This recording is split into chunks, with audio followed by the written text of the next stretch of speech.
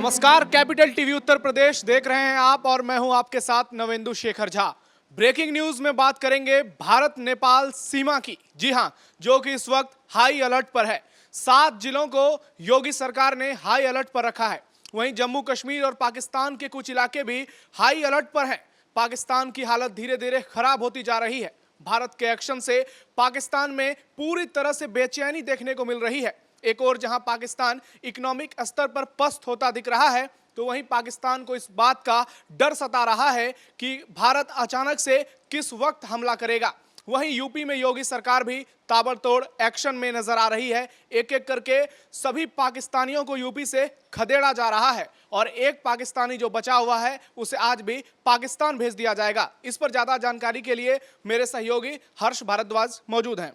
हर जी, इस पर क्या अपडेट है? भारत और नेपाल के जो 7 जिले हैं यूपी से जो लगते हैं वो हाई अलर्ट पर घोषित कर दिया गया है यूपी पुलिस के द्वारा, तो इस पर क्या अपडेट है? देखिए, अब बात अगर सीएम योगी आदित्यनाथ की करें तो सीएम योगी आदित्यनाथ की तरफ से तमाम निर्देश दिए जा रहे हैं, क्योंकि हमने देखा है कि पहलगाम में जो कुछ भी हुआ है उसके बाद से कैसे भारत एक्शन मोड में है। बात उत्तर प्रदेश की करें तो उत्तर प्रदेश से सटा नेपाल बॉर्डर है और उसको लेकर हाई अलर्ट पर इस वक्त योगी सरकार है। बात अगर सुरक्षा बलों की करें या फिर बात करें उत्तर प्रदेश पुलिस की, क्योंकि उत्तर प्रदेश पुलिस की बात करते हैं तो पुलिस बल को अलर्ट मोड पर रखा गया है। और जिस 7 जिलों की आप बात कर रहे हैं जो नेपाल से लगते हैं, वहां पर ये कहा जा रहा है कि सुरक्षा बलों को भी तैनात किया जाएगा, क्योंकि पाकिस्तान का जहां तक हम जिक्र करते हैं तो पाकिस्तान एकदम दोगला है। और पाकिस्तान की जब हम बात करते हैं तो पाकिस्तान हमेशा से पीठ पीछे वार करता आया है, चाहे फिर बांग्लादेश के साथ मिलकर हो या फिर चीन के साथ मिलकर हो, या फिर हमने एक समय में ये भी देखा था कि जब नेपाल के साथ थोड़ी बहुत भारत के साथ कशमकश हुई थी तो कैसे पाकिस्तान उसका फायदा उठाने की पूरी कोशिश कर रहा था। लेकिन अब बिल्कुल ऐसा नहीं होगा, क्योंकि पहलगाम आतंकी हमले के बाद भारत अब बड़ा फैसला लेने वाला है। और कहीं ना कहीं अगर हम तमाम बॉर्डर एरिया की बात करें, क्योंकि अभी तो हम उत्तर प्रदेश बॉर्डर की बात कर रहे हैं जो नेपाल से सटा हुआ है, वहां पर किस तरीके से चौकसी बरती जा रही है, वहां पर कोई भी ऐसी गतिविधि ना हो नवेंदु जो आगे आने वाले समय में खतरनाक साबित हो सके, उसके लिए योगी ने पूरा मोर्चा संभाला हुआ है। लेकिन प्रधानमंत्री नरेंद्र मोदी की बात करें तो प्रधानमंत्री नरेंद्र मोदी की तरफ से भी दिशा निर्देश दिए गए हैं। अगर उपेंद्र त्रिवेदी साहब की बात करें, जो आर्मी चीफ हैं, वो भी बॉर्डर एरिया पर पहुंचे। अगर हम बात करें अखनूर सेक्टर की, पूंछ की, राजौरी की, तो वहां पर किस तरीके से पाकिस्तान सीजफायर का उल्लंघन कर रहा है उसको लेकर भी मीटिंग की गई और सेना के पास पहुंचा गया और कहीं ना कहीं उनका मनोबल भी बढ़ाया गया। हालांकि अखनूर, राजौरी और पूंछ एरिया के लोगों की मैं बात करूं तो उन लोगों से मुलाकात भी की गई है जो किसानी करते हैं, खास तौर पर क्योंकि किसानी करता है तो वहां पर गोले बरसाए जाते हैं पाकिस्तान की तरफ से और उनको काफी परेशानी होती है। राजौरी का एरिया एकदम सटा हुआ है, पूंछ का एरिया एकदम सटा हुआ है। और अगर बात सांबा एरिया की करें तो सांबा एरिया भी पूरी तरीके से सटा हुआ है। हालांकि अगर हम बात करें तो वहां पर बंकर्स भी बनाए जाते हैं कि अगर कुछ भी ऐसी गतिविधियां हो तो उस बंकर्स में जाया जा सके, और वो बंकर्स पहले से ही उस बॉर्डर एरिया में बने हुए हैं। हालांकि अगर बात करें पाकिस्तान की तो पाकिस्तान उन बंकरों को भी खास तौर पर टारगेट करता है, लोगों को भी टारगेट करने की कोशिश करता है। लेकिन अब ऐसा बिल्कुल नहीं होगा। भारत की तरफ से भी मुंहतोड़ जवाब दिया जा रहा है और भारत की तरफ से हमेशा मुंहतोड़ जवाब दिया जाता रहा है। और अगर उपेंद्र त्रिवेदी साहब का हम जिक्र करते हैं तो उनकी तरफ से भी ये बयान सामने आया था, कहा गया था कि भारत हमेशा तैयार रहा है, तैयार रहेगा आगे आने वाले समय के लिए, क्योंकि पाकिस्तान की जो हरकत है वो हर कोई समझता है। पाकिस्तान पीठ पीछे वार करता है वो हर कोई समझता है, और अब पाकिस्तान की जो दोगली नीति रही है उसे हर कोई समझता है। और चाहे बात सीएम योगी आदित्यनाथ की करें, प्रधानमंत्री नरेंद्र मोदी की करें या फिर आर्मी चीफ की करें, पल पल की अपडेट वो ले रहे हैं। और पुलिस की बात करें तो पुलिस मीटिंग कर रही है। हमने देखा था कि प्रशांत कुमार साहब की तरफ से किस तरीके से मीटिंग की गई थी उत्तर प्रदेश से। हम यूपी पे आते हैं। डीजीपी प्रशांत कुमार हैं, उन्होंने जो आदेश दिए हैं वो बहुत ही सख्त हैं। जितने भी 7 जिले जो भी हैं, चाहे बात अब बहराइच की करें, श्रावस्ती की करें, बलरामपुर हो, महाराजगंज हो, सिद्धार्थनगर हो, पीलीभीत हो या फिर लखीमपुर खीरी हो, इन सभी जिलों के जितने भी रेलवे स्टेशन हैं, बस स्टैंड हैं, मॉल, जो भी बड़े बड़े मॉल्स हैं यहाँ पर, उन सबको हाई अलर्ट पर रखा गया है। ये वही रास्ता है जिस रास्ते से भारत और नेपाल के बीच आराम से लोग आते जाते हैं, चेकिंग होती है, लेकिन पाकिस्तान और भारत की जो बॉर्डर की स्थिति है वो भारत नेपाल बॉर्डर की नहीं है। लेकिन इस वक्त चूंकि पाकिस्तान एक बार फिर से नाकाब मंसूबे को उसने अंजाम दिया है, तो क्या इसी वजह से इस जितने भी ये 7 जिले के जो सीमा लगते हैं उस पर हाई अलर्ट रखा गया है, क्योंकि पाकिस्तान हो सकता है कि नेपाल के रास्ते भी कोई चाल को अंजाम देने की कोशिश कर रहा हो? बिल्कुल नवेंदु, क्योंकि देखिए सोशल मीडिया का जमाना है और पाकिस्तान हमेशा से लोगों को भड़काने की कोशिश करता आया है। अभी हमने देखा कि किस तरीके से कुछ यूट्यूब चैनल्स को बैन किया गया जो पाकिस्तान के रहे हैं, क्योंकि वो लगातार लोगों को भड़काने की कोशिश कर रहे थे। हमने जो संभल की स्थिति देखी है उत्तर प्रदेश के अंदर, किस तरीके से लोगों को भड़काने की कोशिश की गई। पाकिस्तान का मौलाना भी सामने आया कि किस तरीके से पाकिस्तान का मौलाना भड़काने की कोशिश उत्तर प्रदेश के मुसलमानों को कर रहा था, और उसी स्थिति को देखते हुए ऐसा किया गया है, क्योंकि पाकिस्तान कहीं ना कहीं नेपाल के जरिए कुछ ऐसी गतिविधियां कर सकता है और सोशल मीडिया के जरिए कुछ लोगों को ऐसे भड़का सकता है जो कट्टरपंथी। सोशल मीडिया पर भी यूपी पुलिस की पैनी नजर बनी हुई है और सरकार एक एक जितने भी आप कह सकते हैं कि फेक अकाउंट्स हैं से लेकर जितने भी भड़काऊ जिहादी टाइप के लोग हैं उन पर सरकार की खास नजर है, क्योंकि सोशल मीडिया एक ऐसा माध्यम है जिसका नतीजा हमने संभल में हाल ही में देखा है। हाँ, और उसी का नतीजा रहा ना कि किस तरीके से हमने देखा कि संभल में कैसे गतिविधियां हो गई हैं और कुछ कट्टरपंथी खास तौर पर लोगों को भड़काने की कोशिश कर रहे। उसके बाद जो सर्वे के दौरान हुआ वो सबने देखा कि मौतें भी किस तरीके से हुई हैं। अब ऐसा दोबारा ना हो, क्योंकि अगर बात करें हम स्टेट की बात अलग है, लेकिन ये बात भारत और पाकिस्तान की है।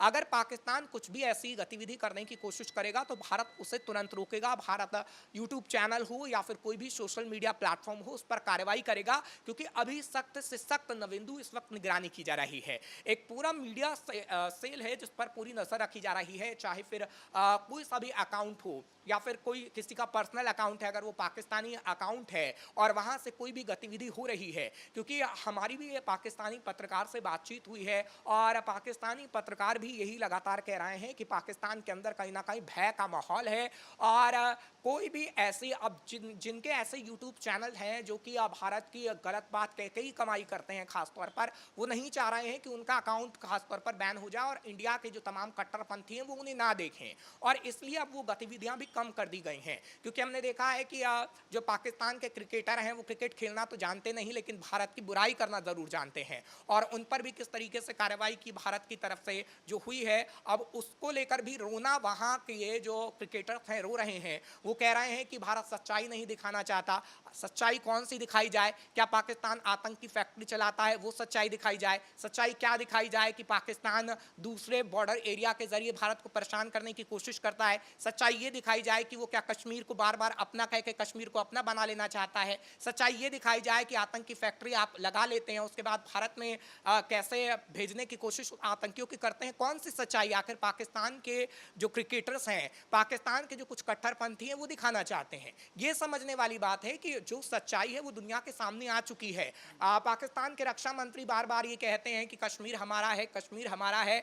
आप किस क्या सबूत है आपके पास कि कश्मीर आपके पास है? राजा हरि सिंह के वो हस्ताक्षर अभी भी भारत के पास वो सब तमाम सबूत मौजूद हैं कि उन्होंने किस तरीके से भारत से मदद मांगी और भारत में विलय होने की उन्होंने बात कही, लेकिन फिर भी आप जो शुरुआती दौर से आप करते आए हैं वही आप करना चाहते हैं। पहले कबायलियों के जरिए आपने कश्मीर पर कब्जा करने की कोशिश की, अब आप आतंकियों के जरिए आप कश्मीर पर कब्जा करने की कोशिश करते हैं, लेकिन ये ख्याली पुलाव है।